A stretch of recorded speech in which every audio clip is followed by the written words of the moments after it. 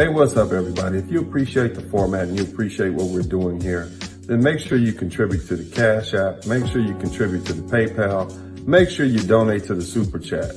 It's only you and your contributions that keep this thing going. Thanks. We're the same people that came from the bottom up out of slavery to build all these cities around this country. We are the ones who set the trends in this world. And this is what we've come to. And the question that I have for you is, why? But moreover, it's the thing that gives me hope about what we can be, because I've seen what we were in my lifetime. So without further ado, I'd like to introduce you all to Kimberly, Dr. Turner, Demetra, and Merriman. Ladies, thank you so much for coming tonight. We are giving criminals too many passes, I think, in the United States when it comes to us just taking simple verbal commands. All she had to do was go out of attack mode. But once again, nowadays you have young ladies and older women who behave like men. So she's thinking that she's just going to come out welding and doing everything she needs to do, and it's going to be okay. So then she can go back and brag to her friends, look what she did, X, Y, and Z on social media. I think it have a lot to do with social media, poor parenting, and poor understanding. And you know, that's pretty harsh. I ain't say it. You know, I wouldn't even go that far at this point, but you said it. You know, the question that I have for you is, what would have happened, or what would because everybody else is saying, oh no, the cop did wrong. What do you think would have happened if instead of Makai, it was Lil Mikey, and Lil Mikey was trying to stab a black girl? What would the response be from the community? Dramatization. After a car wreck, you may have to fight with a highly trained insurance company rep whose job is to knock your damaged claim down and out. It's a bad idea to enter the ring alone against a trained boxer. And it could be a bad idea to fight against a big insurance company by yourself. When the bell rings, attorney Dennis Sperling will be there to fight for your rights. If you've been seriously injured in a car wreck, call me, attorney Dennis Sperling, at 866-529-2444. That's 866-529-2444.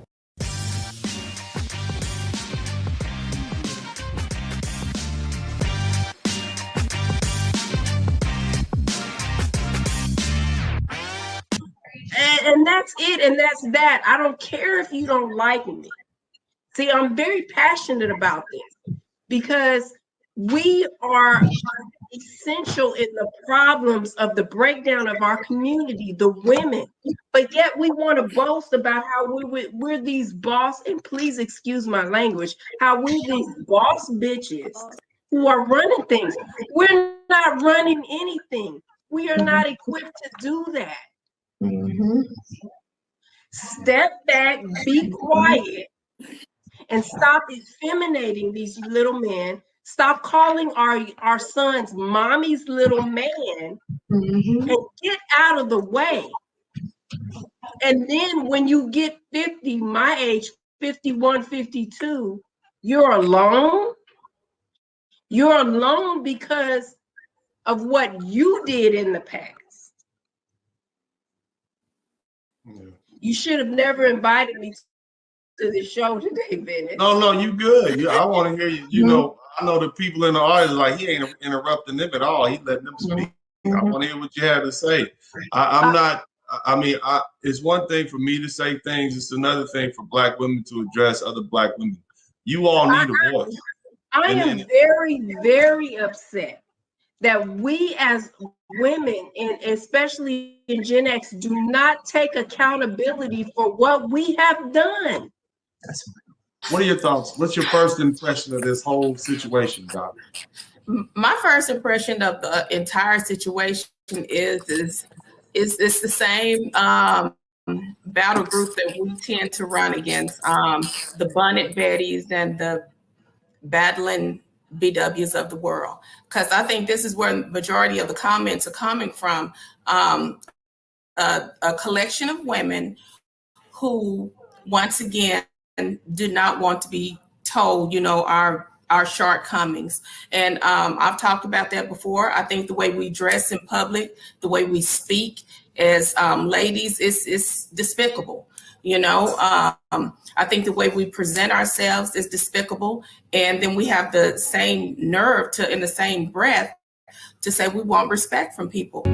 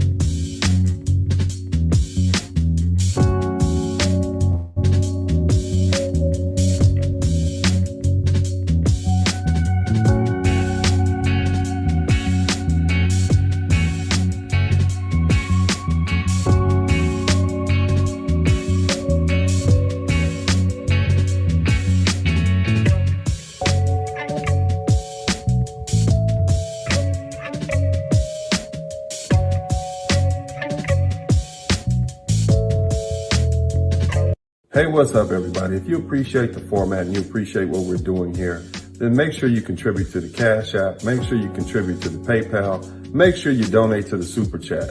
It's only you and your contributions that keep this thing going. Thanks. If you're in this type of community that she describes with savage behavior and you get out, is that a generation lost? And we want to make it clear, we're not talking about all Black people. We're just talking about these people who acted an ass on the video. Are we talking about a generation lost, Tess? Isaiah, I hate to say it, but unfortunately, yes, there's nothing you can do about it. Now, I hate, it hurts my heart to say that, but you know, when we have a lot of our Black American women who say Black men don't protect us, this is why. This is why we don't protect you. This is because we could lose our lives trying to protect you, especially when you're wrong. See, a lot of Black women, they don't want men to protect them. They want men to come in and be their retaliation force. This is what happens. 2 Black men are going to lose their lives. The man that allegedly shot him and the man that already is dead. That one is probably going to get 100 years to life, 100 years, and the other one is going to get the death penalty. So we have a toxic culture in the Black community that needs to be flushed out. That's the problem. And it doesn't matter how much police work we do, how many legislative bills we come up with, until we begin to correct ourselves as people, we're still going to go down this be the toilet of society. The only thing I ask you guys to do is know what your options are. That's it. I just want you to know that you have options. The other thing is, I try to explain to you guys, is that you should travel. What do I mean by travel? What I mean is you should leave the United States. I don't mean just going from Alabama to Georgia for spring break. What I mean is you should travel. You should go overseas. You should see what it's like living in other places, even if it's just for a week visit. And when you go places like Brazil, when you go places like the Dominican Republic, when you go places, I'm sure Africa is the same way, what you'll experience is the way Black men are treated, the way you're embraced. And, you know, one lives with that, man. So, yeah, if anything I can say, man, is that the South keeps you sober as a Black man. It keeps you from running away with kind of, you know, utopian, fantastical ideas about the world. Yeah. Explain to them what it's like as a Black man. When you say sobering, you walk into a store, you walk into a party, a club. Is this even heard of? You walk into an all-white club, you're the only Black man there, and do you just immediately start flirting with white women? It's not good. Well, before you answer, but there's still whites in this society, white men and women who are very resistant to Black men. You know what I mean? And to those type of interactions, bro. And they feel some kind of way about it. To have conversations with people and to basically let people know the issues that Black men face and what we're going through, and to hear it directly from us, unfiltered, if you will. And so at this point, I think the most important thing for us to determine is whether or not the people who we want to hear us the most are actually listening. And despite what these brothers say, when I listen to them, and I'm talking about the thousands and thousands of conversations and exchanges I've had with Black men over the last 11 years, it is 11 years since 2009. A lot of them really just want to be heard, and they really want to be heard by Black women. They are not necessarily concerned about what other people think.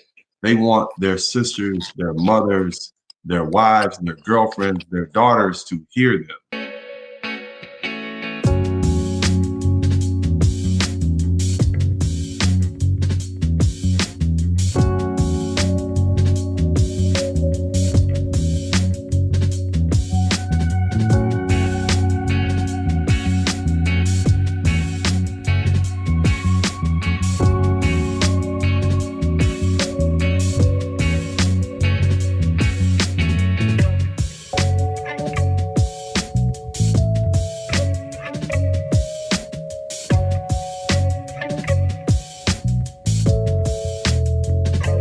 My name is Dennis Sperling.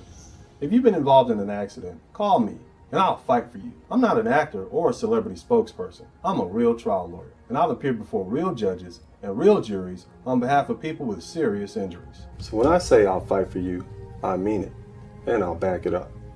If you've been hurt in an automobile or 18-wheeler accident, contact me toll free at 866-529-2444, and I'll fight for your rights.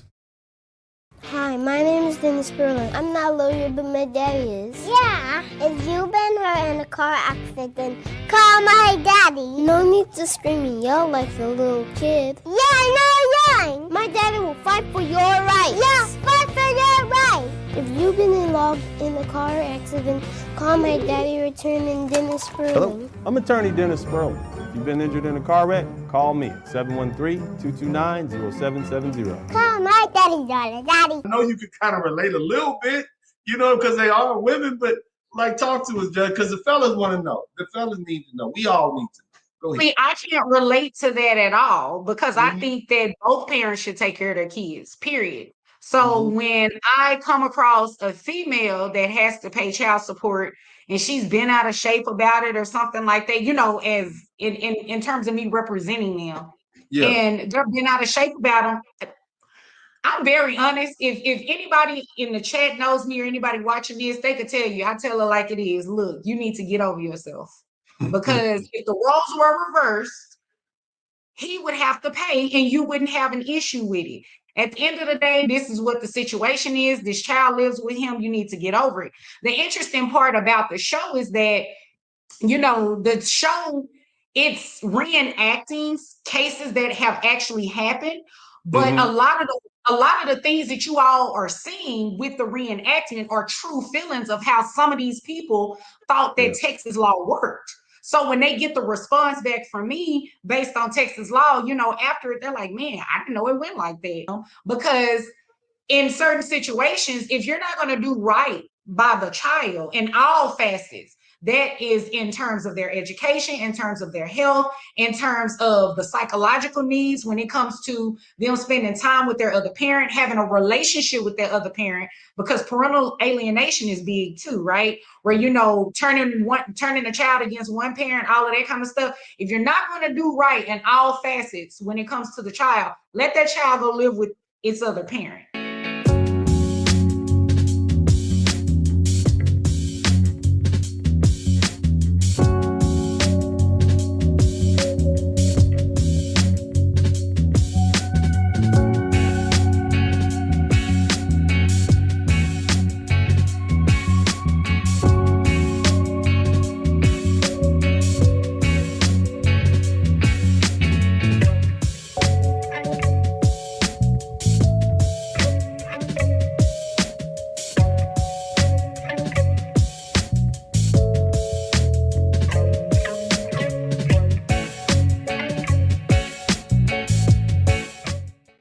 Hey, if you're enjoying the content here at Dennis Sperling Unfiltered, make sure you support it by sharing and subscribing to the channel. And also hit that little notification bell in the corner that you'll get notified of each and every one of our live feeds.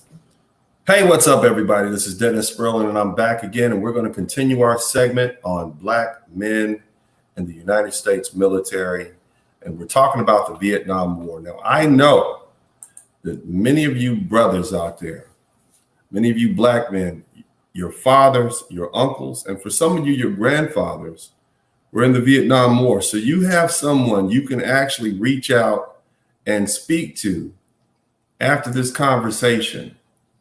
But here's the thing I want you to understand. A lot of our Vietnam War veterans all across the board, in addition to our Black Vietnam War veterans, they don't like to talk about the Vietnam War. Now, why is that? What some of you don't know is that when our soldiers came back from Vietnam after their tours of duty, many of them were spit upon.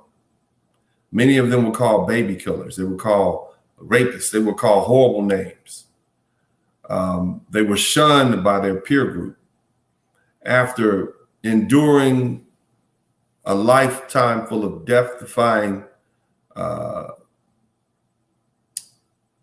situations where they had the enemy shooting at them and trying to kill them, and seeing their friends torn apart by explosives and shot,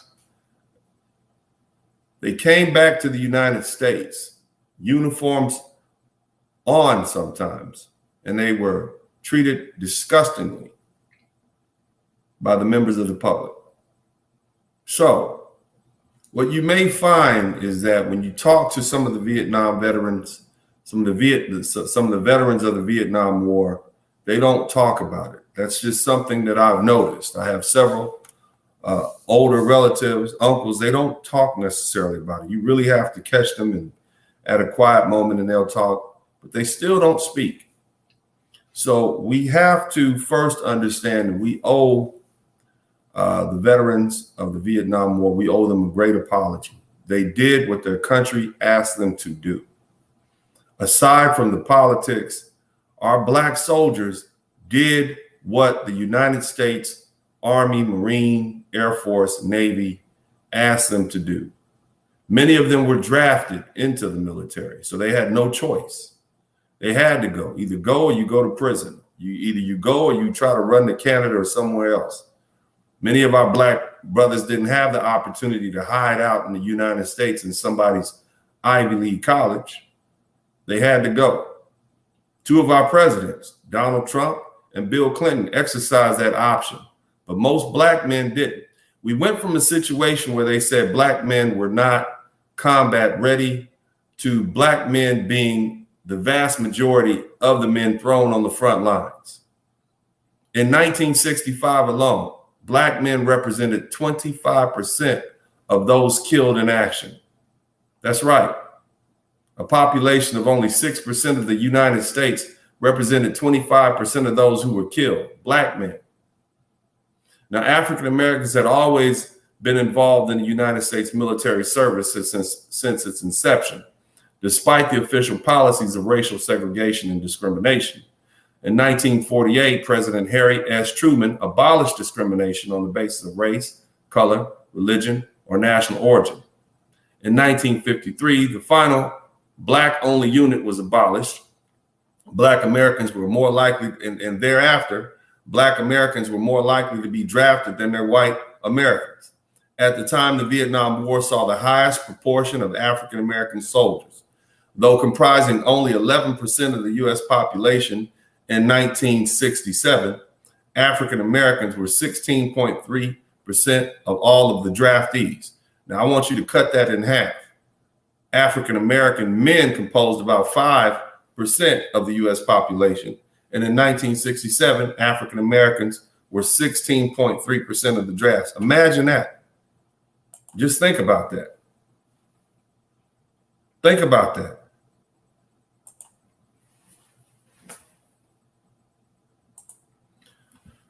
The majority of African Americans who were drafted were not conscripted, with 70% of Black draftees rejected from the Army In 1967, only 29% of African American subjects were eligible for conscription, compared to 63% of white subjects. What does that mean? That means the brothers was out there smoking weed and doing all kinds of stuff, but the ones who got drafted, they were drafted. The same year, the army, so what that is telling you that a lot of black men volunteered to go to the army, which is how, or go to the military, which is how they got those numbers up. Now, the same year that the armed service drafted 64% of eligible African-American subjects in comparison to the 31% of eligible white subjects drafted. In other words, they would take as many black men as they could. So they were taking black men and throwing them on the front lines. Whereas all these wars leading up to the Vietnam War, they wouldn't let us in. By the time Vietnam happened, they said, yeah, matter of fact, we're going to take them in. And we're going to take as many of them in and we're going to put them at the front lines. As I said before, in the 1960s marked a major transition for African-American citizens in the United States. The decade also marked the first major combat deployment of an integrated military to Vietnam. The Vietnam War saw the highest proportion of African Americans ever to serve in an American war. There was a marked turnaround from the attitude in previous wars that black men were not fit for combat. During the Vietnam War, African Americans faced a much greater chance of being on the front line and consequently a much higher casualty rate. As I said earlier, in 1965 alone, African Americans represented almost 25% of those killed in action. Following the Vietnam War and the phasing out of conscription, which means the draft, the number of African Americans volunteering to join the Army grew exponentially, enlisting at rates far above their share of the population. In general, African Americans account for nearly 25% of all enlisted Army soldiers, while making up only 7% of the population. That's what I'm telling you. Black men make up 7% of the population, and yet we compose 25% of the United States military in their different branches. Now, here's what I want you guys to understand. I need you to hit the number 1 button. Again, I know this is a broadcast for the dedicated few. I think it's extremely important. I think it's important for black men to know about the heroism and the warriors and the soldiers that came before us, the war fighters, because oftentimes we are made to feel like we don't belong. We are made to feel like we haven't kicked in and chipped in the development and the building of this country. They would have you believe that black folks were in slavery from the time we got here all the way up until 1965, when Dr. Martin Luther King turned the key to freedom and unshackled all of our shackles. Before that, we were picking cotton all that time, and we didn't contribute, we didn't build anything, and we didn't die and fight for this country in defense of its freedom. They would have you believe that, and that's just not true.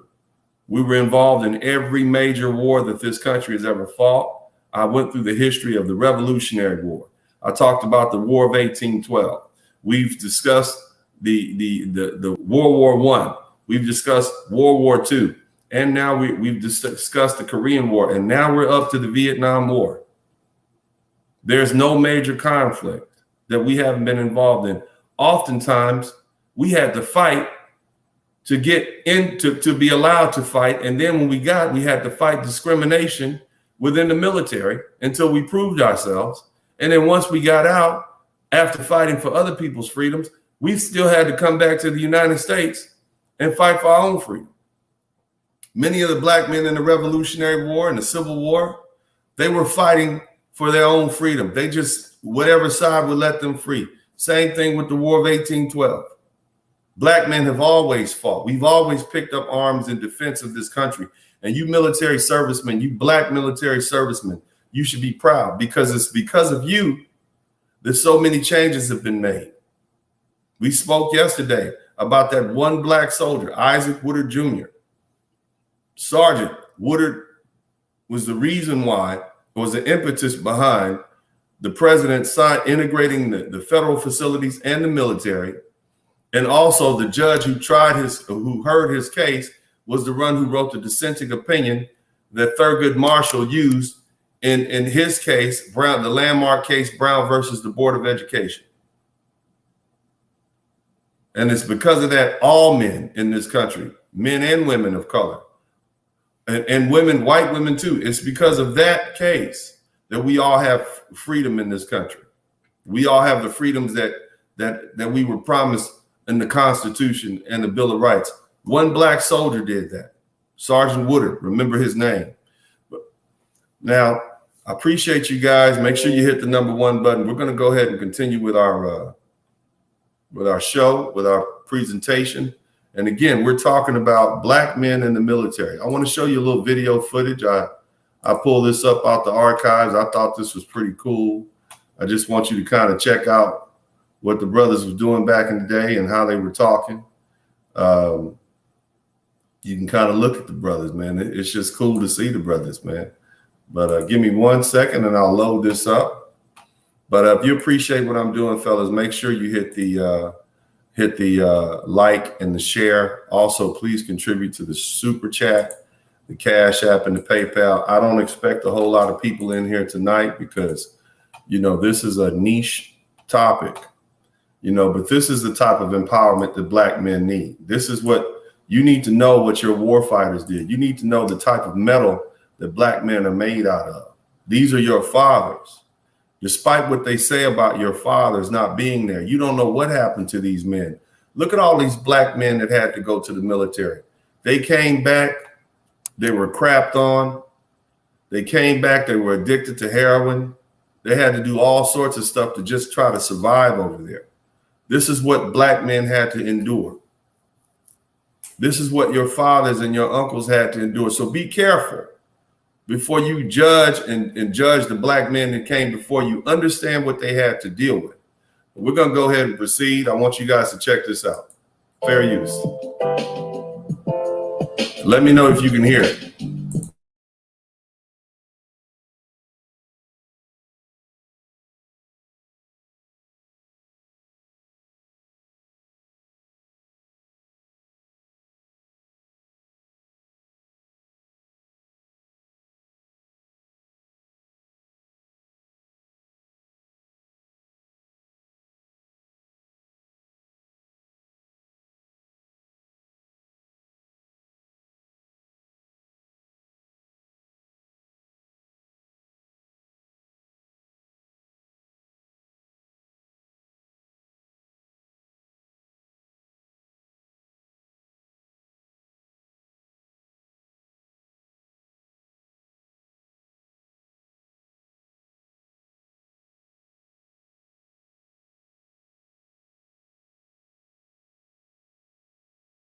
The man you heard speak, that was Daniel Chappie, James Jr., or his name is Daniel James Jr. He was a fighter pilot in the United States Air Force, who in 1975 became the first African-American to reach the rank of 4-star general in the United States Air Force. James attended the famous Tuskegee Institute, so he's an HBCU graduate, and instructed African-American pilots during World War II. He flew combat missions during the Korean War, the Vietnam War, and received the Defense Distinguished Service Medal, 2 Air Force Distinguished Service Medals, 2 Legions of Merit, Distinguished Flying Cross, and Meritorious Service Medal, and 14 Air Medals. This is who this is. I want to run this back. That's who this gentleman is, right? That's General Daniel James Jr., or they call him Chappie. This is who this is. General James was born on February 11, 2020, to Daniel and Lily Ann Brown James. Daniel James Sr. worked for the Pensacola City Gas Company, while his mother, Lily Anna James, was a high school teacher. He established a private school for her own and other black children in Pensacola, Florida. His mother would continue to run a little the school until her death at the age of 82. James graduated from the Tuskegee University and received his in 1942 and received his Bachelor of Science degree in physical education. So this is who this man is, right? This is not somebody that we've ever even heard of before. but I want to put his information in there. This is general. Again, he reached the rank of 4-star general. There's only one above that, and that's a 5-star general. So this is general. This is a war fighter here. See, this man fought. This man was a highly decorated warrior. That's who this man is. This is our black brother right here, somebody that I've never heard of before. Okay. Now in Vietnam, or let me say in Vietnam, James went on in December 1966 as deputy commander for operations in the 8th TFW. In June 1967, under Colonel Robin Olds, he was named the wing vice commander when Colonel Vermont Garrison completed his tour. Both in their mid-40s, they formed a legendary team nicknamed Black Man and Robin. James flew 78 combat missions in the North Vietnam, many in the Hanoi helping. Mind you, he's flying over these people and they're shooting at him. All right, he's not just flying over there. He's flying low and they are shooting rockets at him. You got the North Vietnamese, you got the Viet Cong regulars. And my understanding is you had a few Chinese soldiers in there every now and then. And anyway, he led a flight in Operation Bolo, a MiG sweep in which 7 communist MiG-21s were destroyed, the highest total kill of any mission during the Vietnam War. All right. After he was named vice commander of the 33rd at Elgin Air Force Base, Florida, in December 1967, while stationed at Elgin, the Florida State Jaycees named James as Florida's Outstanding American of the Year for 1969. He received the JC Distinguished Service Award. He was transferred to Wheelus Air Base in the Libyan Arab Republic in August 1969 as commander of the 72nd Fighter Training Wing. Following the coup, engineered by radical Libyans, officers including Muammar Gaddafi, James had a tense standoff with the militants in the late stages. So this is the real one right here. So that's just a little bit about him. We'll continue forward. Make sure if you guys can hear me. If you can't hear me, let me know if you can hear me. If you can't hear me, let me know. If you can hear me, hit the number 1 button. If you guys can hear what I'm saying, hit the number 1 button. If you can hear me, hit the number 1 button. All right. I need to know. But let's go ahead and continue.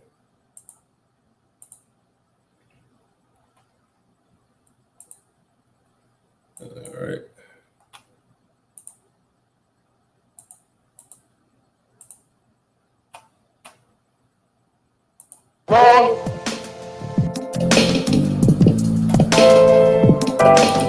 Now I want you to look at that black man right there.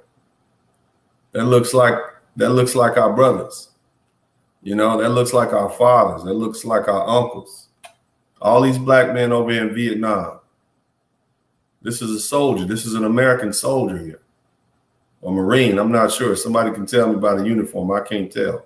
But let's continue.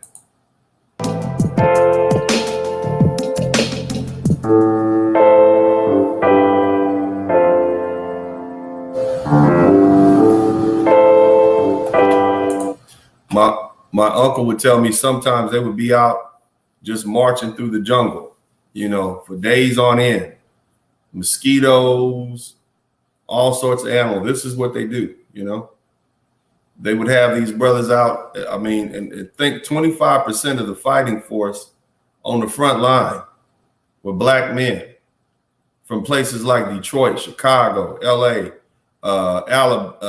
New Orleans, Baton Rouge, Houston, Texas, Dallas, Jackson, Mississippi, Pensacola, Florida, all up the East Coast, West Coast. These are all black men sent to Vietnam to fight a war which most of America disagreed with. But they went and they fought valiantly. And they did the job that the American government asked them to do. So let's continue listening.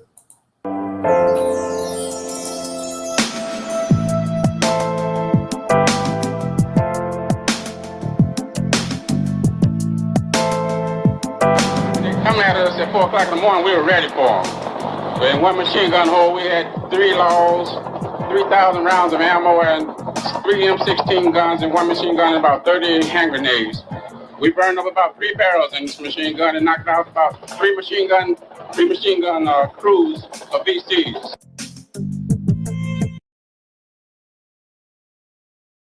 Just to put this in context, brothers, this is what your fathers were doing in their 20s. So you know what we were doing, right? We were hanging out, going to school, watching movies, fantasizing about, having the lifestyle that they had on A Different World and some of the other movies. This is what your fathers were doing. For some of you younger brothers, this is what your grandfathers were doing at 18, 19, 20 years old. They were in the jungles of Vietnam, fighting and killing and protecting themselves. This is what they were doing. Not because of a war that was going to free them or give them any more freedom. Because remember, we were still fighting for freedom back here in the United States. Black men were still being accosted by the police, but they sent these black men over to the other side of the world, to Southeast Asia, to fight for American interests. Let's continue.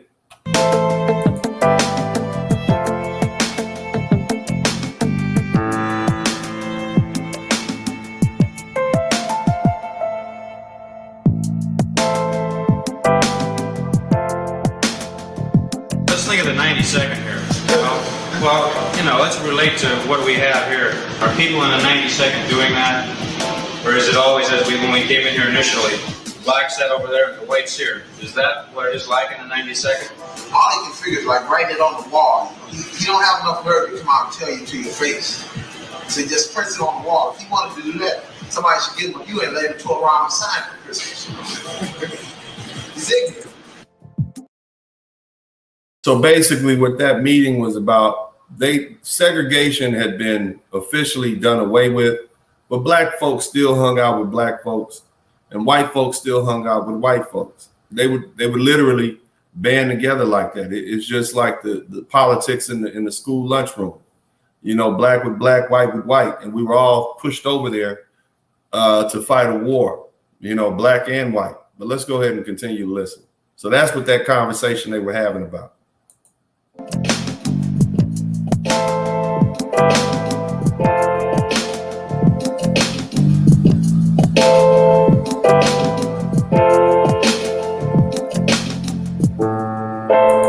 Look how young these brothers are, man.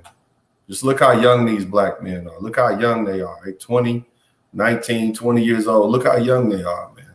This is what this is what our fathers and uncles were doing when they were in their 20s. Or thinking about it, you see, or having been and come back. This is what they were doing. They were bearing the weight of men, of grown men. They were bearing the weight of grown men at 19 years old. Got them going, said the average age of a combat vet was 19 years old. My father was one of them. Salute to you. Thank you so much, brother. I appreciate it. And shout out to Lance Jackson, too. These brothers were 19 years old on average. They had the weight of the world on their shoulders. This is what our fathers were doing. This is what our black fathers were doing. See, the 60s wasn't all about smoking weed and, free love and sex. If you were physically fit, you got conscripted, you got drafted, and you went to the military. You did a couple tours. Some did 2 or 3. Let's continue listening.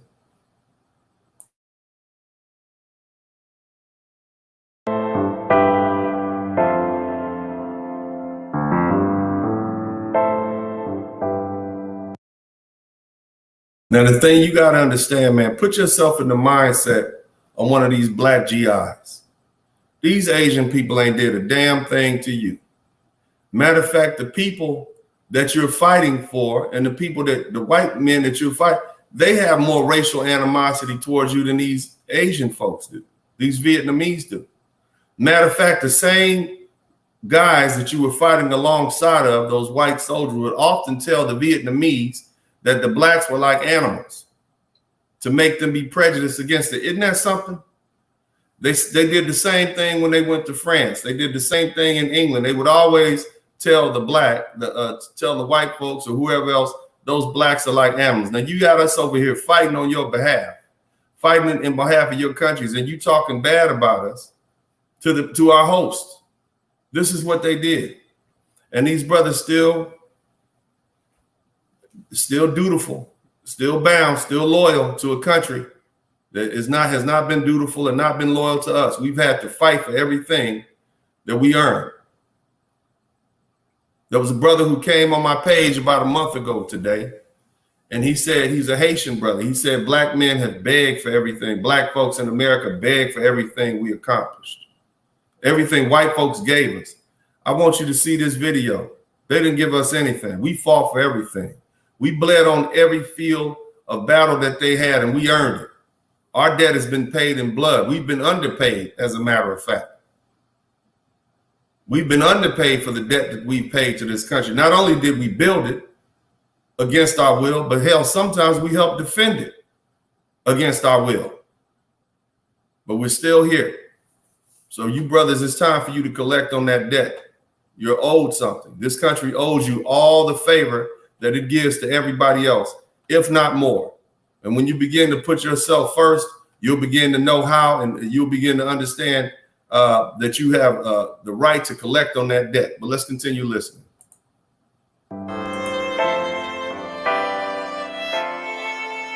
Very distinguished Dong Mong Air Force personnel to assist in our very interesting topic tonight.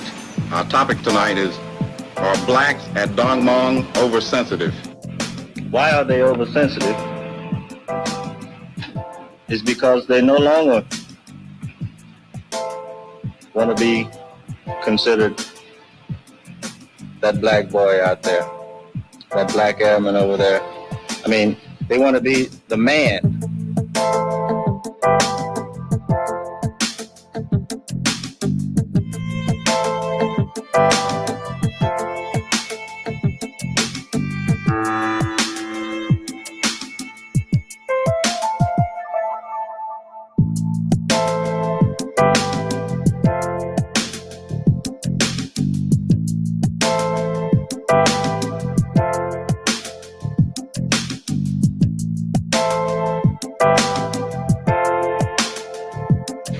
Job to do, and the facts about whether I am black or whatever my color might be, I expect to do my very best.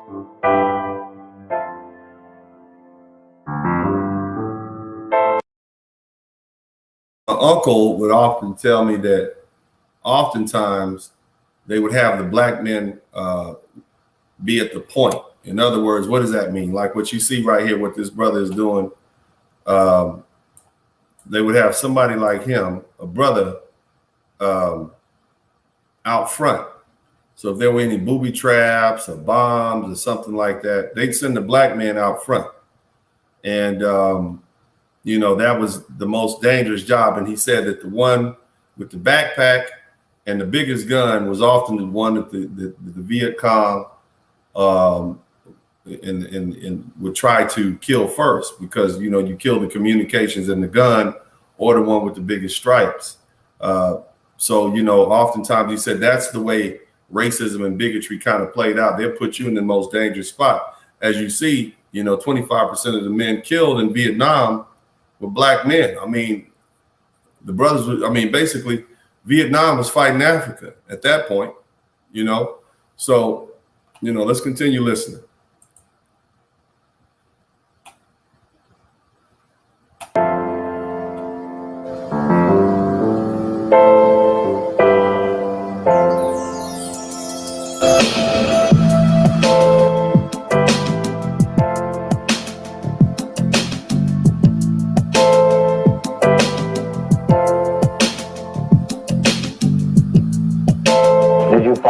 During your trip to Vietnam that the individual soldier is making a positive effort in the area of fostering better human relations?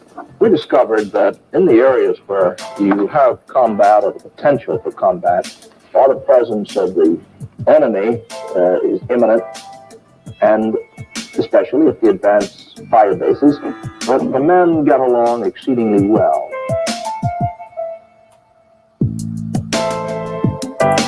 Basically what he said is, as long as they're afraid to die, racism goes out the window. on those fire bases, when it's every man, you the only color that matters out there is green, because the enemy wants to kill everybody. That's the only point where we can get along. But other than that, that was it. But let's continue.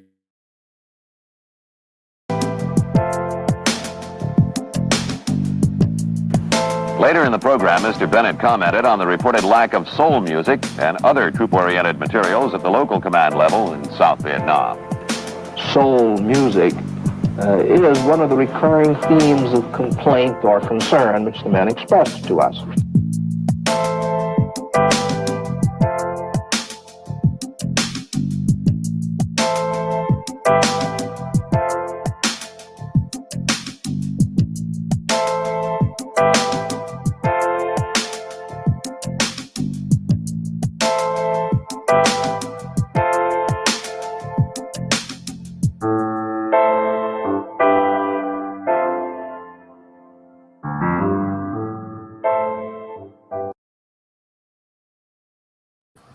Y'all take a look at those brothers, man. That's what our fathers and our uncles were doing in their 20s. Just think about that. But in the meantime, you guys appreciate this. Make sure you hit the #1 button. Big shout out to everybody who's contributing to the Super Chat, the Cash App, and the PayPal. I want to read some more information to you guys about the history of African Americans in the Vietnam War. I think it's important for us not just to see the visuals, but for us to, of course, read what literature we have. And of course, we can always rely on Wikipedia, right? So let's just take a little time to read a little bit. And I'll do it here. Let me see. Military history of African Americans in Vietnam War. African Americans played a prominent role in the Vietnam War. Now, this is a big difference from some of the other wars. If you guys remember World War II, they gave a whole battalion of black men, aka the Harlem Hellfighters, gave them to the French, and then the brothers showed up and showed out, and then it was like, wow, the French gave them decorations, for their valiant fighting. The Vietnam War was the first American war in which black and white troops were not formally segregated, though de facto segregation occurred. In other words, the brothers still wanted to be by themselves. They knew those white guys were racist. They knew how they felt about them. Matter of fact, some of those white soldiers were over there talking bad about the black man to the Vietnamese, who they were supposed to be enemies with, right? African Americans have always been involved in United States military service since its inception, despite official policies of racial segregation and discrimination. We talked about that in 1948. President Harry S. Truman abolished discrimination on the basis of race and color, religion, and national origin. In 1953, the final black-only unit was abolished, okay? Now, here's the stuff I want you guys to understand. Black Americans were more likely to be drafted than white Americans. Listen to that. During the Vietnam War, black men were more likely to be drafted than white men. At the time, the Vietnam War saw the highest proportion of African American soldiers, though comprising only 5.5% of the U.S. population in 1967. Black men were 16.3% of all draftees. Okay. The majority of the African Americans who were drafted were not conscripted, with 70% of black draftees rejected from the Army. In 1967, only 29% of African American subjects were eligible for conscription, compared to 63% of whites. Now think about that. You got 29% of black men eligible to be drafted, and 63% of whites eligible to be drafted. So you would think, they would have a, equal amount. The numbers would be proportionate, right? Well, check this out. The same year, the Army service drafted 64% of eligible African Americans, subject to, in comparison to only 31% of eligible white Americans. So they drafted black men 2 times more likely than they would draft white men. Project 100,000, which helped dramatically increase U.S. troop presence in the Vietnam from 23,300 in 1965 to 465,600 2 years later. So you got 500,000 men over there in Vietnam. sharply increased the number of African American troops drafted. By lowering the education standards of the draft, an estimated 40% of the 246 draftees of Project 100,000 were Black. Think about that. They just dragged over 100,000 brothers and just took them to Vietnam. A total of 300,000 Black men served in Vietnam. A total of 300,000. According to Daniel Lux, the reason behind the high turnout was the pay, which for many was more than they had ever made in their lives. And young Black men perceived military service as vocational opportunity, and they had the additional incentive to enlist to prove on the battlefield that they were worthy of their newly acquired civil rights. So you see that, brother? Once again, Black men are out here trying to prove themselves as if we haven't already. But again, Black men, this is what they were doing. They went to prove themselves and prove that they were worthy. See, we're the ones in this country to sing. It seems to me like we're the only ones that have to prove ourselves. Why? Because everybody is always kicking us and telling us how we're not worthy, how we're not good enough. So we feel there's an incentive planted in all of us to prove ourselves worthy. Our mothers make us prove ourselves worthy. Our family, our neighborhoods, our women, other Black men. So we constantly feel like we have to prove ourselves. And because of that need to prove themselves, brothers basically turned out in droves to go to the military because they wanted to prove themselves worthy of their newly acquired civil rights. Think about that. Remember, segregation had just ended. Some of these boys that grew up in a segregated South. It's 1965. So basically their whole teenage life, they endured that black and white separation, sit in the back of the bus. And now they have an opportunity to prove themselves, right? Some activists in the U.S., and somebody said, how many Latinos fought in the Vietnam War? I got something for you. I got a special conversation I'm gonna have because I want to talk about a specific Latino man in the Vietnam War. I just thought his story was so interesting. I want you to check it out. Give me a minute. Let me finish with this. Some activists in the U.S. speculated that an uneven application of the draft was the method of Black genocide. In other words, what they're saying is they were trying to do the same thing to Black men in America that they did to Black men in Argentina. And that is throw all the Black men at the front lines and so that they end up getting shot or killed. And then what happens? You come back home and there's no more men, and then they force the Black women, not force them, but the Black women's only option is to marry and date out and have children. And so you water down the culture like that. That's what they was. So there was some activists were afraid of that. From years 1966 to 1969, opinion of the draft grew increasingly negative. A 1966 poll from Newsweek found that 25% of Blacks thought of the laws as unfair. A similar poll in 1969 saw the number rise to 47%. Black people were starkly underrepresented on draft boards in this era, with none of the draft boards of Louisiana, Mississippi, Alabama, or Arkansas. In other words, you got these group of people, mostly white, Louisiana, Mississippi, Alabama, Arkansas, all these old Confederate states, determining who gets sent and who doesn't. Of course, they're going to try to send all the Black men they can. And that's what they did. They drafted all the Black men they could. This is what they did. Now, check this out. In Louisiana, Jack Helms, a grand wizard of the Ku Klux Klan, served on the draft board from 1957 to 1966.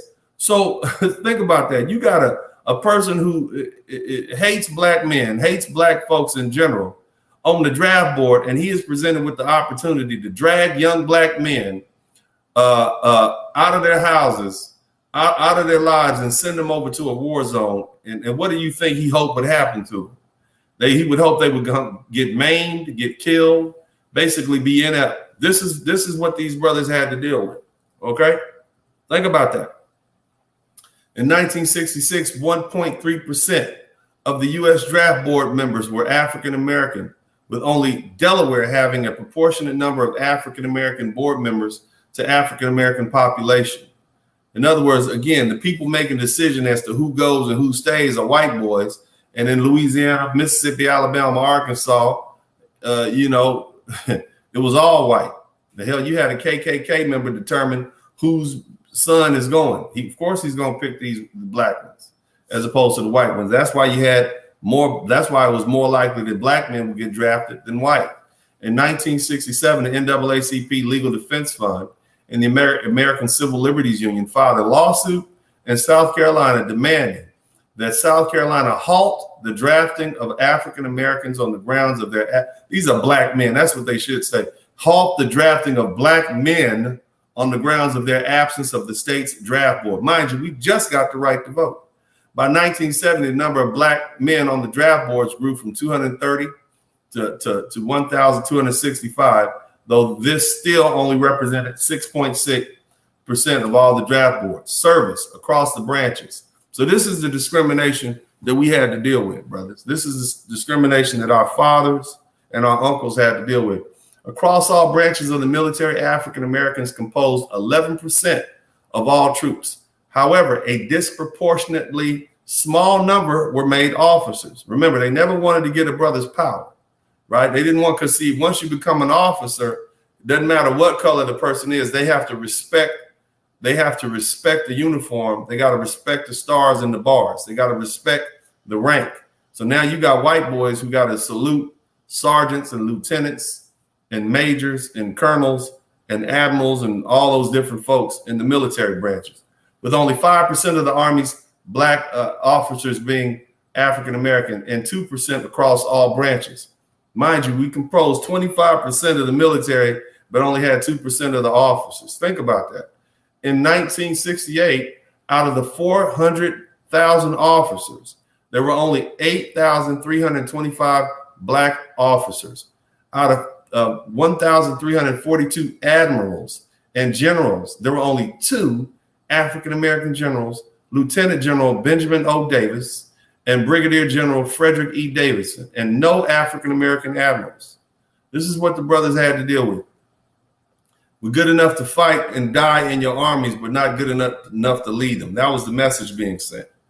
African and black men troops were more likely to be assigned to combat units. 23% of such troops in Vietnam were African Americans or black men. In some airborne units, black men compose 45 to 60% of the troops. Just in case you don't know what an airborne unit is, it's exactly what it sounds like. They would fly them over drop zones and they would jump out of airplanes with parachutes on behind enemy lines oftentimes. This is what they had to do. The 101st, I remember my uncle was telling me he was in the 101st Airborne. They would literally jump out of these planes with parachutes on. This is what they had black men doing back then. Racism against black men was particularly pronounced in the Navy. Only 5% of the soldiers were black in 1971, with less than 1% of the Navy's officers African American. Now, remember, if you go back to the Revolutionary War, hell, a large swath of those men were Navy men. So we have a tradition in the United States Navy. Even if you go forward to the War of 1812, there were plenty of black men in the Navy, even in the Civil War. Remember, we talked about some of the Civil War captains that they had or the sailors that they had. Now, fast forward to 1966, and only 5% of the sailors are black. So it's not, so these BS excuses about how black men can't swim, all this foolishness, these were just lies. They already knew, we'd already proved ourselves. We have a history in the United States Navy. Hell, we were in the Royal British Navy, all of the navies. From 1966 to 1967, the re-enlistment rate of African Americans was 50%, twice what it was for white soldiers. It would rise to 66% in 1967, but then drop to 31% in 1968. So what does that tell you? That tells you brothers would do their tours of duty and turn right back around and re-enlist into the military and go right back to Vietnam. This is how patriotic our brothers were. Now, of course, there was some financial interests involved because they were getting paid. There wasn't no work to come back to. There was nothing to come back to. America in the 1960s was a crap hole. You had a bunch of people protesting. Why come back and stay in the United States and get spit on and called baby killer? Just go back over there and be with your bros. You know, they understood that after a while.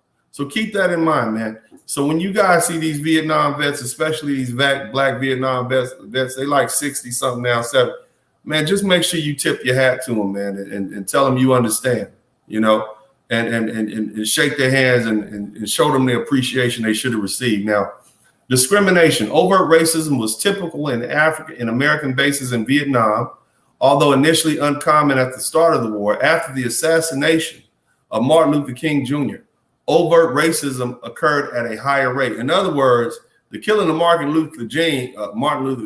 MLK, just apparently lit a fire under the asses of the bigots, right?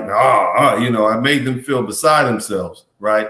So, you know, it became higher. The rate of racism became higher.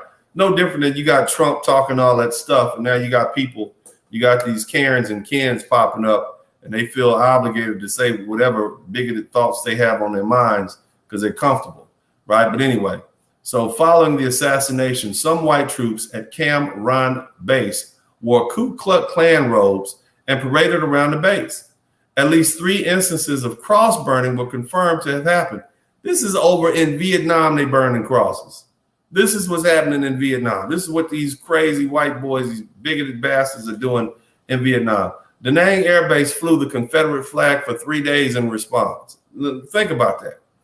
You got black troops there fighting for your freedom, for the freedom and to extend freedom and rights and the American interests across the globe. And you basically saying, but the flag is basically saying, but you still a ninja though. You see what I'm saying? This is, I don't care what you do, you still a ninja. This is what they're doing to these brothers.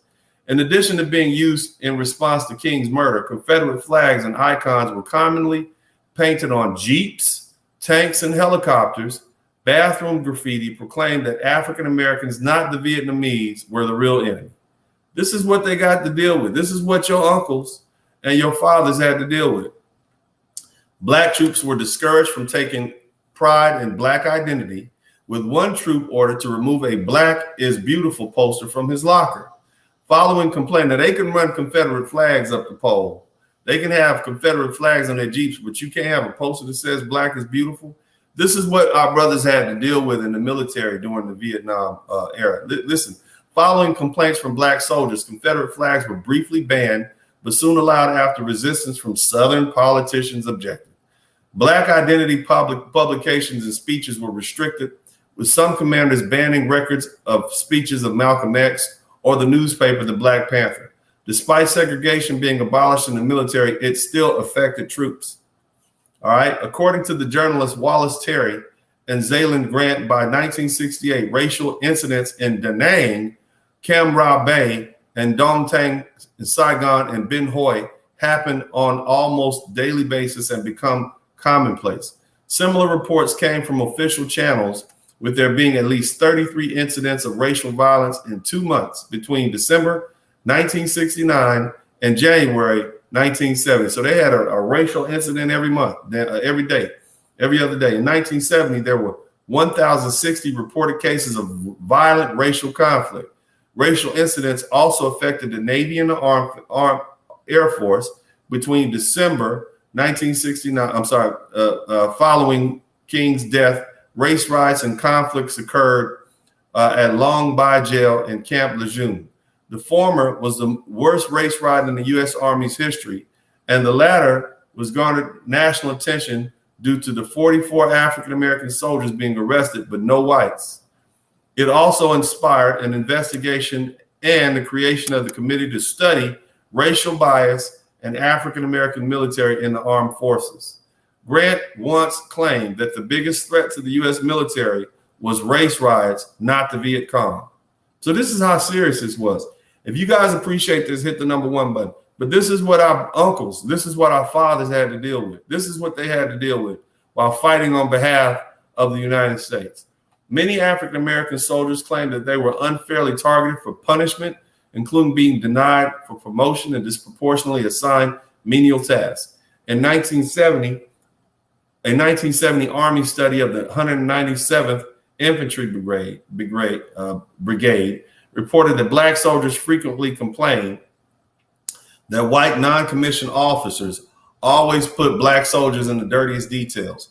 L. Howard Bennett, the Deputy Assistant Secretary of Defense for Civil Rights in the Lyndon Johnson and Richard Nixon administrations, noted a similar occurrence, that black soldiers would complain that they are discriminated against in promotions, that they will stay in grade too long, that they will train and teach whites who come in, and pretty soon their trainees pass them by and get the promotion. The complaints were rarely taken serious. From 1968 to 1969, only 10 out of 534 deemed legitimate. During this time, in other words, they just dismissed all of them. Brother, like y'all, I'm training these people, and y'all using these trainees that I train with my information and my knowledge, and now they're my boss. This is what the brothers had to deal with, and so this is why, when people talk about I need a mental break, you got world-class athletes talking about they need a mental break, it's too hard. You wouldn't have been able to survive back in these days. You're too soft. This is what these black men had to go through. Most of these people today, they will fall apart under these things. You see, during this time period, 1966 and 1969, a study commissioned by the Army found that commanders had failed to report 423 allegations of racial discrimination. Black culture and norms were also not initially acknowledged on basis. Black troops did not have access to black hair care products, soul music tapes, nor books or magazines about black culture and history. Instead, this is what the Army did, right? Instead, the Army Forces radio network mostly played country music. All right, this is what they had to listen to. Military barbers frequently had no experience cutting black hair and received no formal training on how to do so. So, you got brothers over there, you're looking ridiculous, you're listening to this crazy white boy country music. You don't want to hear this. Soul is popping. It's almost like they did everything they could to make the brothers as uncomfortable socially as possible. The armed forces took some action to make black troops feel more included, including adding more diverse music to club jukeboxes, hiring black bands and dancers for events, and bringing over black entertainers to perform, such as James Brown. Miss Black America, Miss Black Utah, base exchanges began to stock black hair products and garments like dashikis, while books about black culture and history were added to base libraries. Now, this is what's important. When you're in a war like that, man, you need some of your own. Reading those books will help them escape, help them unwind in their downtime. And so I understand how otherwise you might go stir crazy. Those of you guys who've been in the military, you know exactly what they're talking about. Now, imagine you surrounded by all these white boys. They got Confederate flags up everywhere. They call you the N-word every time you walk 3 or 4 steps. They talking bad about you to the locals. Hell, they got the locals calling you the N-word. And, and you have nothing of your own but your own brothers. That's all you got. By 1973, military barbers have been trained how to cut black hair. Mandated race relations training was introduced, and soldiers were encouraged to be more accepting. That was those circle meetings that you guys saw. Ultimately, many of these changes were made towards the end of the war, when personnel had been greatly reduced, meaning that the majority of black troops who served during the Vietnam War did not benefit from these reforms. Internal resistance, racial tensions created internal divisions, causing black soldiers to sometimes refuse to fight. So what does that mean? You got a racist ass sergeant, and now he's telling you to run up this hill. You don't want to live, you don't like him. So this is what we're doing. I wonder how much fratricide happened during Vietnam. I wonder how much black on white fratricide happened. What does that mean when brother kills brother? What does that mean? You sick and tired of this racist bastard calling you all these names and putting you down. And so now he's telling you to run up the side of a hill where he intends for you to die, right? And you say no, right? And then guns get pulled out there in the war zone. I wonder, and I can only imagine. But let's look about this. Think about this. Racial tensions created internal divisions, causing black soldiers to sometimes refuse to fight. One such incident near Ossaw Valley caused 15 black soldiers to refuse to report for combat patrol the following day. Almost 200 black troops who were imprisoned at Long Bay Jail staged a work strike for more than a month following a riot. In October, in another incident, a race riot occurred on the USS Kitty Hawk after the ship was forced to cancel its trip home and return to Vietnam. Black and white soldiers attacked each other with chains and pipes, resulting in the arrest of 25 black soldiers, though no white soldiers were arrested. We know why that was.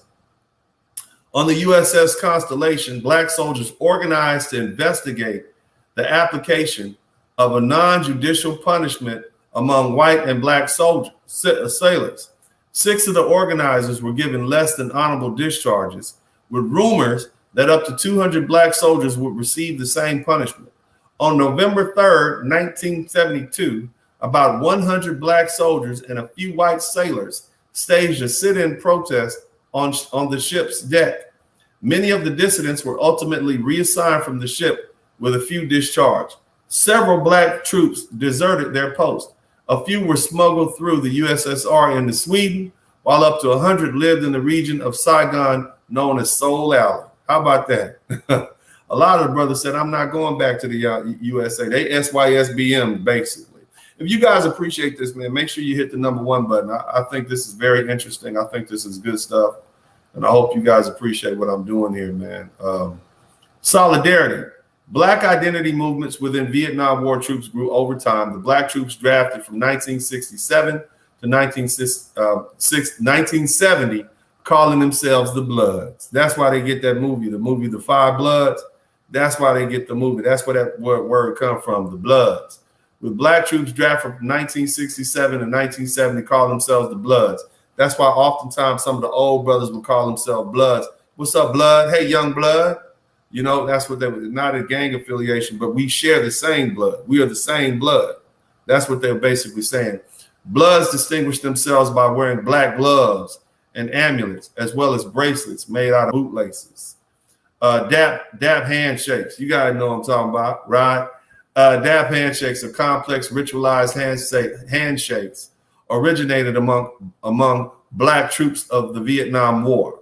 The dap varied among units. Black troops and officers acknowledged each other in public with a Black Power salute, which is raising a fist.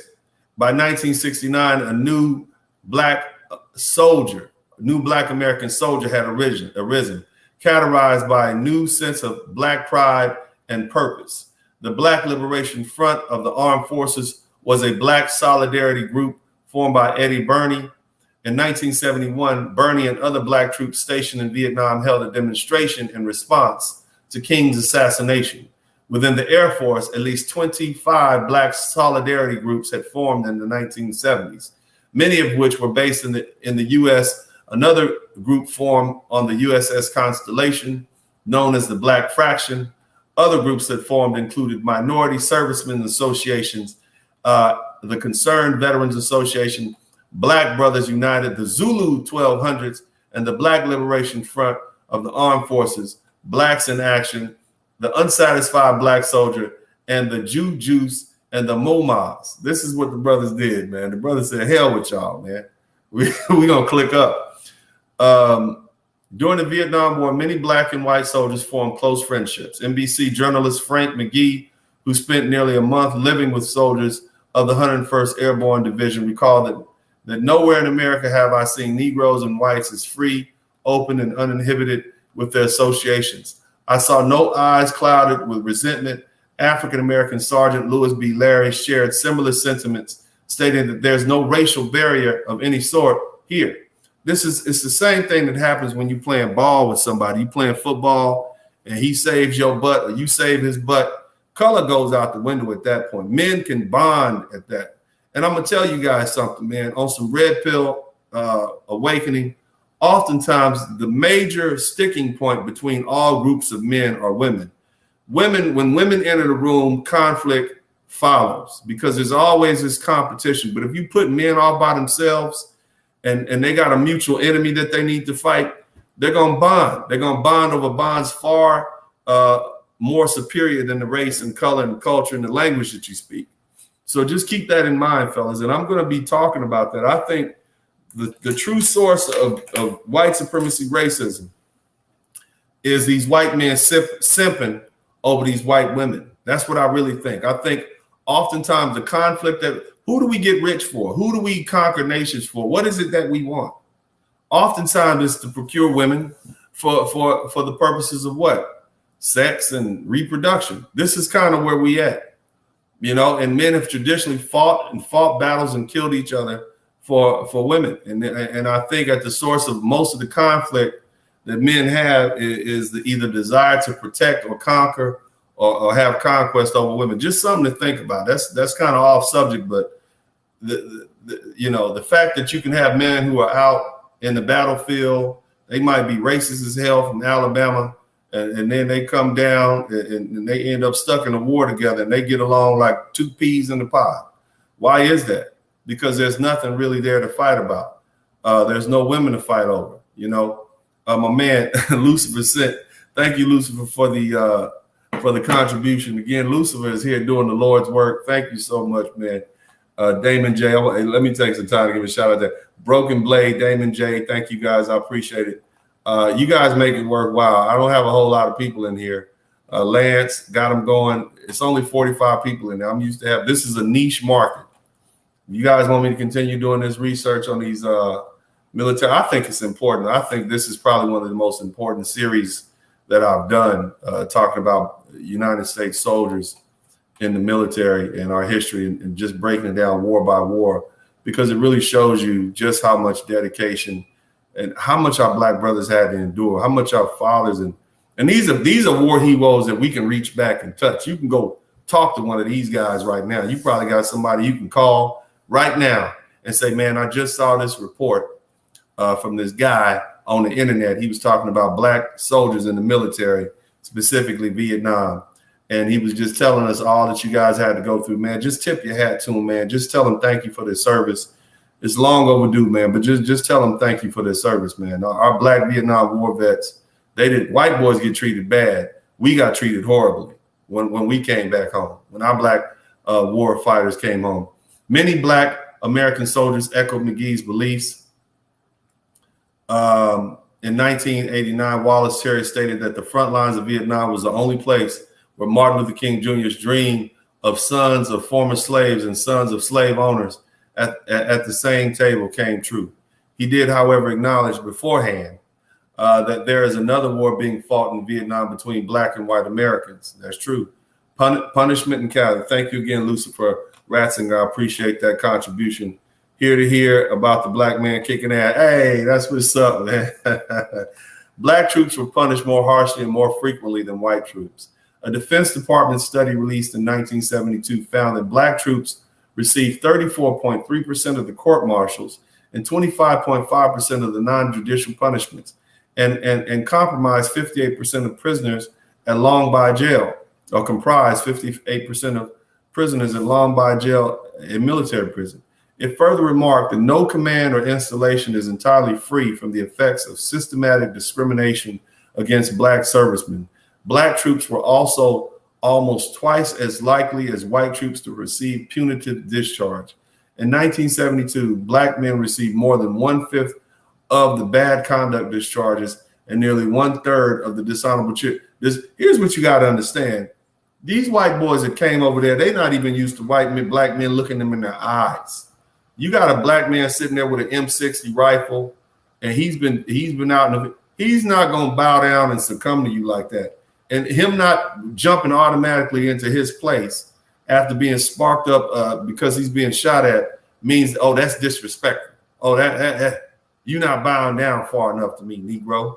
I'm gonna write you up. White boys always like to use the power of the pen to get at you, but this is what I'm doing this because I want you to see this is what Black men had to endure. Here you are fighting valiantly to the tune of 25% of the population, and you still got to deal with these racist jerks who still want to impose this social class system, and we all fighting to try to survive this war. Many of which who were drafted over there didn't want to be there in the first place. In the Vietnam War, Black American troops initially had a much higher casualty rate than other ethnicities, though this declined somewhat throughout the course of the conflict. In 1965, nearly a quarter of the troops' casualties were Black men. Wow, it's crazy. By 1967, it had fallen to 12%. In total, 7,243 Black men died during the Vietnam War, representing 12% of the total casualties. The refusal of some Southern communities to bury dead African American soldiers in unsegregated cemeteries was met with outrage by Black communities. They wouldn't even bury them in they wouldn't even bury them in the military. It's crazy, right? You die for your country fighting, and they don't even give you your military honors when you die. Sad. Views on the war. While at the start of the war, the vast majority of Black soldiers believed America was protecting the sovereignty and democratically constituted government in South Vietnam and halting the spread of communism in Southeast Asia, King's opposition to the war and death was soft, and death saw delusionment and anti-war rhetoric grow among African American soldiers. The Project 100,000 and the racism within the military also further angered Black American soldiers. By the summer of 1968, correspondent Dinkle McGlynn reported that African American soldiers supported the war, right? That few African American soldiers supported the war. After the war, right? In the mid-1980s, African American veterans of Vietnam War were twice as likely as white veterans to experience PTSD, because remember, they were fighting on the front lines the vast majority of the time, right? At prevalence of 40%, reasons of the disparity in PTSD prevalence could include social and racial discord during the war. In other words, you're dealing with racism and you're getting shot at. You're seeing all these bodies, you get people you bonded with die, right? Some of these brothers have never been on a plane before, but they got drafted and thrown on a plane and sent to South Vietnam. They've never seen anything before other than their hometown, right? And this is their first experience as grown men. Institutional racism within the military and racism after the war. Black troops were also more likely than white troops to relate to the Vietnamese people as an impoverished, non-white group. So what am I telling you guys? I'm telling you that the brothers went over there and they said, I got more in common with these people y'all want me to kill than I do you bastards. Y'all over here talking reckless about us, calling us name and pray. You doing the same thing to them that you doing to us. This is how Black, can you imagine what it was like to be a Black man back then? The quandary that you were in? You killing this brown man for this white man who don't like neither one of y'all. Think about that. This is the quagmire that Black men were in. Additionally, Black troops were less likely to rationalize brutal violence employed against the Vietnamese and were significantly more disturbed by it than white troops. In other words, them white men was using a gun bust to bash babies' heads on the ground. They was doing all kind of horrible things. But the brothers wasn't into that. They were not trying to do all that because they empathized with these people. It had been speculated that white troops were more able to dehumanize the Vietnamese than Black troops. According to psychologists Richard Strayer and Louis Ilram, African American veterans struggle more than other veterans with a return to civilian life and unemployment on the basis of their race. Black veterans were much less likely to write memoirs about their experiences. Remember that. That's why these Black brothers don't talk to you. This is why your uncles and your fathers don't necessarily want to talk to you about Vietnam, because they feel bad about what they were forced to do. So you remember that when you have this conversation with them. All right. Black veterans are much less likely to write memoirs about their experiences, and they're much less likely to talk about it because of the atrocities that they saw. And because basically, just like I tell you guys are some of the biggest hearted, nicest men, kindest, most compassionate men on this planet. I'm talking about Black American men. That's who you are. You will take it. You will take it. You'll take mistreatment. This is who you are as Black men. God has truly blessed you with the heart that transcends all others on this planet. This is who you are, Black man. You're some of the kindest men that have ever existed on this planet. Just patient as saints.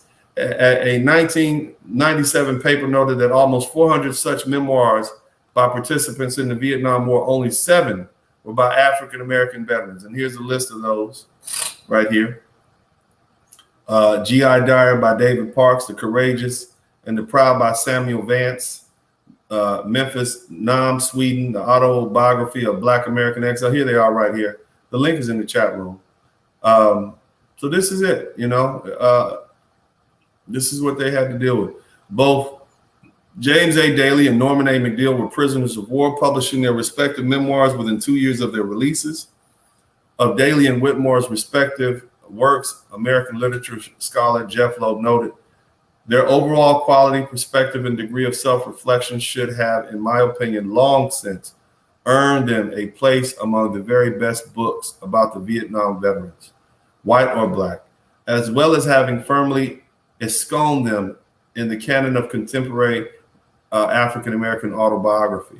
That said, the sad fact is, however, that not only are these books barely mentioned in critical works, but both were allowed to go out of print, though Whitmore was recently been reissued. According to Daniel Lux, African-American soldiers hold a nightmarish remembrance of the war. New York Times correspondent Thomas A. Jackson reported that the bitterness and disappointment in America were typical of Negro veterans. In 1981, the survey by the House Committee of Veteran Affairs found that only 20% of Black Americans thought, 20% of Black American soldiers from Vietnam thought of their time as positive. After the Vietnam War, the number of African American officers in key positions throughout the armed forces rose. All right, so these are some of the brothers here. List of African American missing in action recipients. These are, look at all these brothers, man.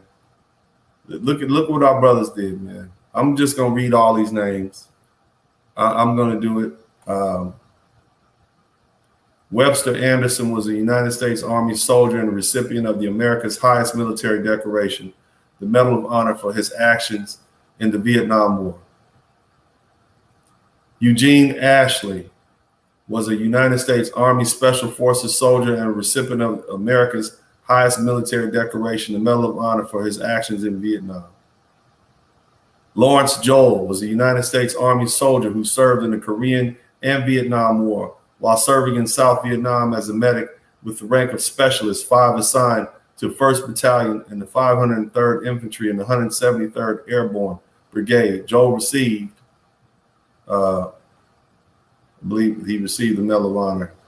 Dwight Johnson, a native of Detroit, Michigan, was a United States Army soldier who received the Medal of Honor for his actions in January 1968 during the Vietnam War. Garland M. Langhorne was a United States Army soldier and recipient of America's highest military decoration, the Medal of Honor for his actions in the Vietnam War. Matthew Leonard was a United States Army sergeant who posthumously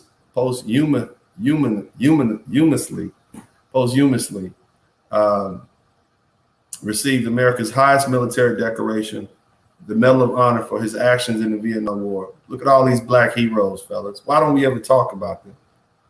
Why don't we ever talk about these Black American heroes? Donald Russell Long was a United States Army soldier and a recipient of America's highest military decoration, the Medal of Honor for his actions in the Vietnam War. Melvin Morris is a United States Army veteran in the Vietnam War, a Special Forces soldier and a recipient of the Medal of Honor. This is a Special Forces. That's who this guy was. Milton L. Olive III was a United States Army soldier and recipient of America's highest military honor, the Medal of Honor for his actions in the Vietnam War. At the age of 18, Olive sacrificed his life to save others by falling on a grenade. Wow. This boy was 18 years old. Damn. Riley Pitts, killed in action, was a United States Army captain and the first African-American officer to receive the Medal of Honor. The medal was presented posthumously by President Lyndon B. Johnson on December 10th, 1968 for actions at AP Dong Republic of Vietnam. Rupert L. Sargent was a killed in action, was a United States Army officer and a recipient of America's highest military decoration, the Medal of Honor for his actions in the Vietnam War. Clifford Chester Sims was a United States Army soldier and recipient of America's highest military decoration, the Medal of Honor for his actions in the Vietnam War. John E. Warren Jr. was a United States Army officer and recipient of the U.S. military's highest decoration, the Medal of Honor for his actions in the Vietnam War. James Anderson Jr., Private First Class James Anderson Jr., was a United States Marine, posthumously received the Medal of Honor for heroism while serving in the Vietnam War in February 1967, when his Medal of Honor was awarded on August 21st, 1968. Oscar P. Austin was a United States Marine, posthumously received his nation's highest military honor, the Medal of Honor for heroism and sacrifice for his own life, for sacrificing his own life in the Vietnam War in February 1969. John L. Canley is a retired United States Marine and recipient of the United States military's highest award for valor, the Medal of Honor for his actions in January and February 1968 during the Battle of Hue. At the time of his action, Canley was a gunnery sergeant.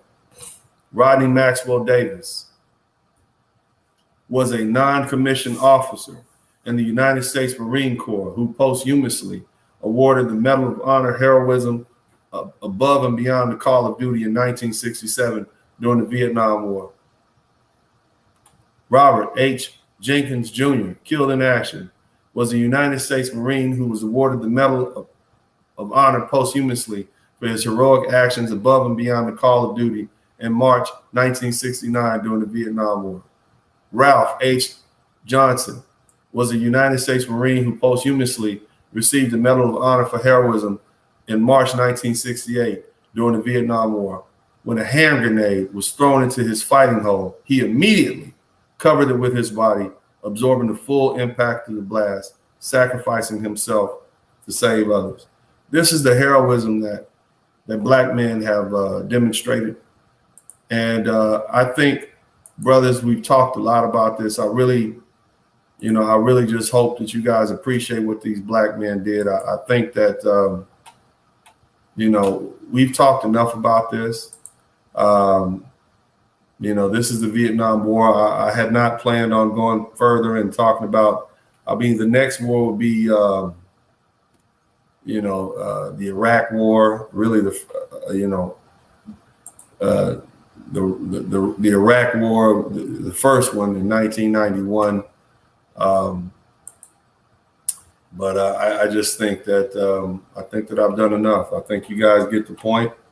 You got war heroes that you can rely on. You have Black men that you could, we have war fighters. We come from a long line of war fighters. We fought in every major war that this country has been involved in. And you should be proud of that. You should be proud. Don't ever let them tell you that you're not, or make you feel as though you're not American enough. America belongs to whoever is strong enough to hold, whoever is strong enough to take it and hold on to it. And we've done that. We've helped hold on to it. We helped take it and we helped hold on to it. But all these Black men, there's some more in here I would talk about, but you guys get it. This is who we are. This is our heritage.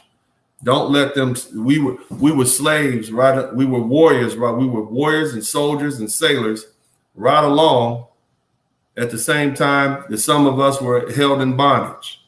So those two capacities go hand in hand.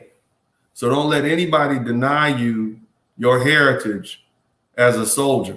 They will always give you your heritage as a slave, as people who are manacled in this country against their will, but they will never give you your heritage as warriors and as soldiers.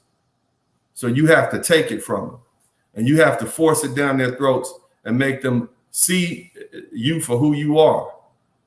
You were the ones who stood side by side, those who didn't even like you, to push forward the ideals of this country, to force this country to stand on its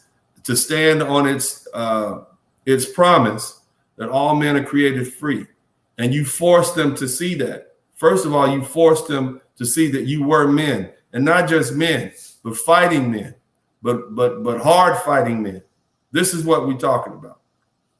So I appreciate everybody, man. This has been great. I mean, I don't have any plans on doing any more recaps on what Black men had to face in the U.S. military. I've talked about all the major wars, even the War of 1812 and the Korean War. I guess I could talk about the Spanish-American War, but that's so far removed and it falls between two other major wars. I think you guys get the point. But if you truly appreciate what I'm doing, I will give you guys an opportunity right now to go ahead and contribute to the Super Chat, the Cash App, and the PayPal. Go ahead and do that now, and I'm going to let this video run. Let's do this. If you really appreciate what I'm doing, if you want me to try to dig up, because see, this is manhood training right here. I tell you guys all the time that I want to see 20 million intelligent, mentally tough, physically fit, financially able Black men, but also that comes with military. Also that comes with you knowing who you are and what you've done in this country. And so, and that, what does that do? That helps your pride and your love. We weren't just goddamn slaves. Right along with being slave, hell, they took the chains off and gave us guns to help us help them defend this country. And then some of us, they suckered us right back into the chains. But we were warriors too. We were just as much warriors and war fighters and soldiers and sailors and Marines as anything else. So you guys remember that. But go ahead and contribute to the Super Chat, the Cash App, and the PayPal. I'm going to let this run. 1,000 American servicemen, 6,000 of them Black. Beginning in 1965, 10,000 Marines have passed through Camp Hansen every month on their way to and from Vietnam.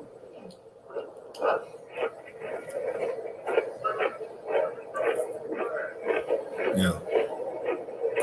Well, I don't need to do that. We don't need to believe the point. If you appreciate what I'm doing, y'all contribute. The Cash App, the PayPal is up. Let me see. Vintage Negro, this is a needed brother. Thank you. Salute Uncle D. Salute to all the brothers who served in the armed forces from 1776 until present day. We are all the lifeblood of America. Yes, we are. And see, the thing is, man, we always hear, go back to the country where you came from. You know, they treat us like that as if, you know, we just got here. And my whole point of taking this back to 1776 was not only have we been here, but now going into the 22nd, what is it, 21st century, we've been here for almost 300 years. Black men have been here. We've been here longer than most of those European, Latin, Asian, and Arab immigrants that have come here.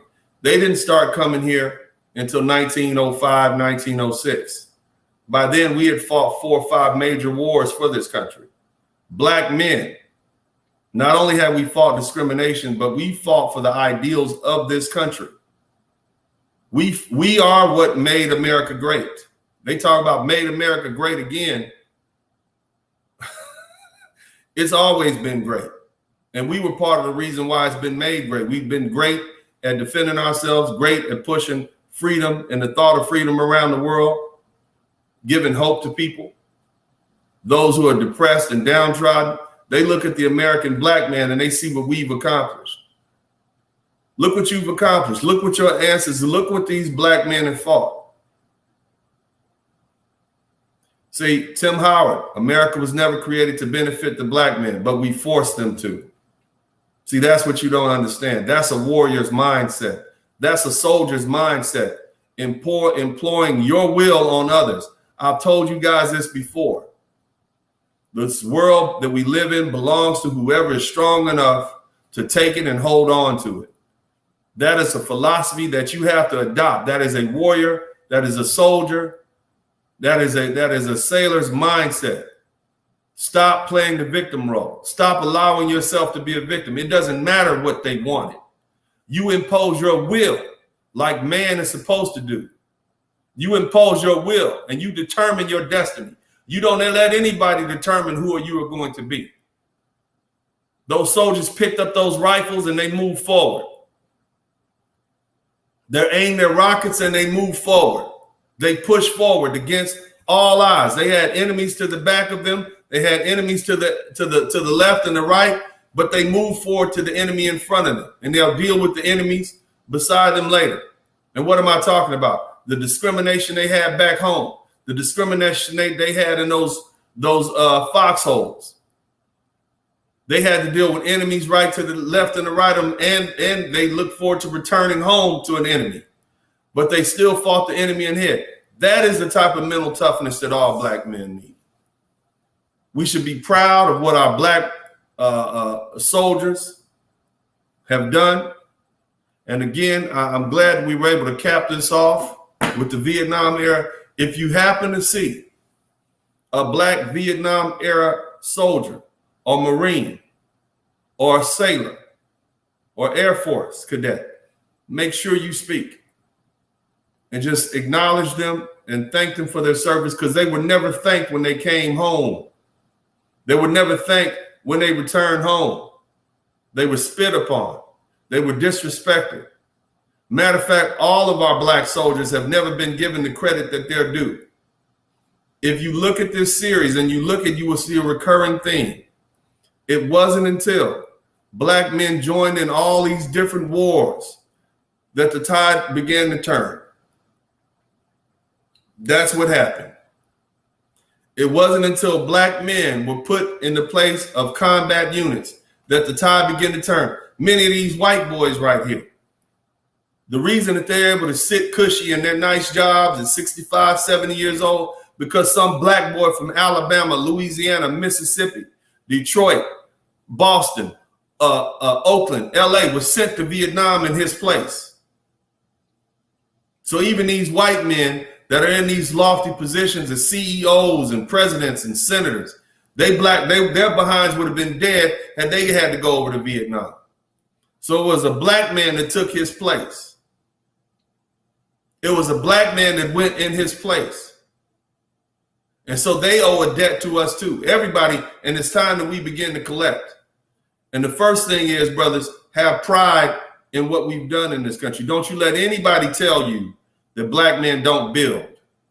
Don't you let any one of these people who are historical nincompoops who don't know the history of this country and what black men have had to endure. Don't you let any of them talk down to you or disparage you or make you feel you should have anything less than pride for your participation as a black man in this country. Not only did you have help defend it, but you have a legacy of defending. You have not only did you help build, but you have a legacy of defending this country against all odds. It's been the black man who's been on the front line of all of these wars.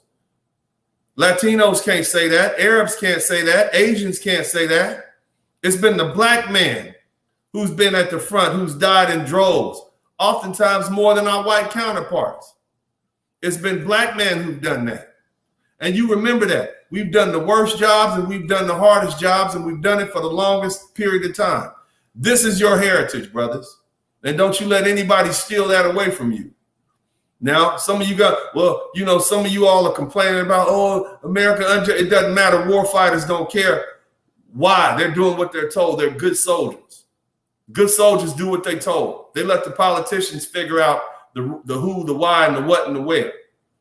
I'm commending those good soldiers. I'm not concerned about the purpose of the fight or who decided what was the eventual outcome. Men were called. Their government called them. They did what they were told to do. They followed their orders. They were honorably discharged. They did their duty.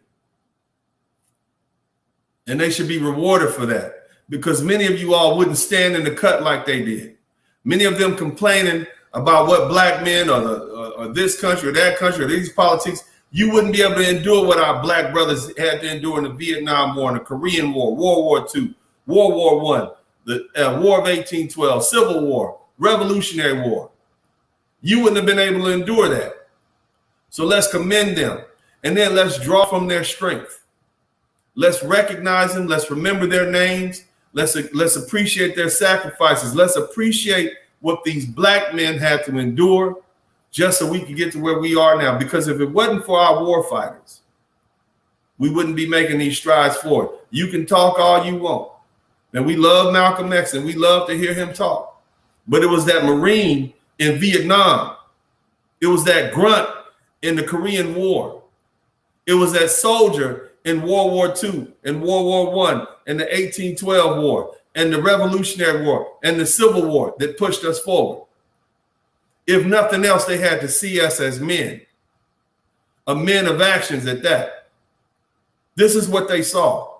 They saw a man with a rifle in his platoon, or a man with a rifle in his unit, pushing forward and moving the enemy off the battlefield in the name of his country. This is what we have to understand. Our black men did what they had to do. Our fathers, our uncles, our grandfathers, our great-grandfathers, they did this. We don't just occupy the position of slave in this country, brothers. We weren't just dumb, uneducated laborers.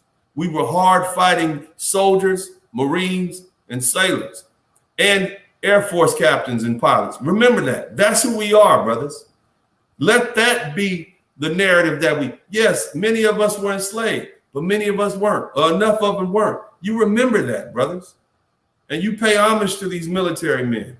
And you don't let anybody turn you against what they stood for, because they stood for a better life than you. More often than not, the brothers were fighting for their own freedom. They were fighting to prove themselves worthy, which they didn't have to do because they had already done it dozens of times earlier. But they were fighting to prove themselves worthy of the rights and the privileges that they had already earned here in the United States, but reproving themselves over again.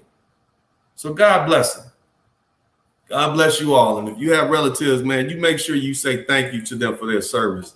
And I'm going to call my uncle up and just tell him thank you. I didn't know what the hell he was having to go through in Vietnam, but God bless you all. I want to give a shout out to everybody who contributed. If you want to continue to contribute to the Cash App or PayPal, you can go ahead and do that. But, God bless you all. I appreciate y'all, man. This is Uncle D.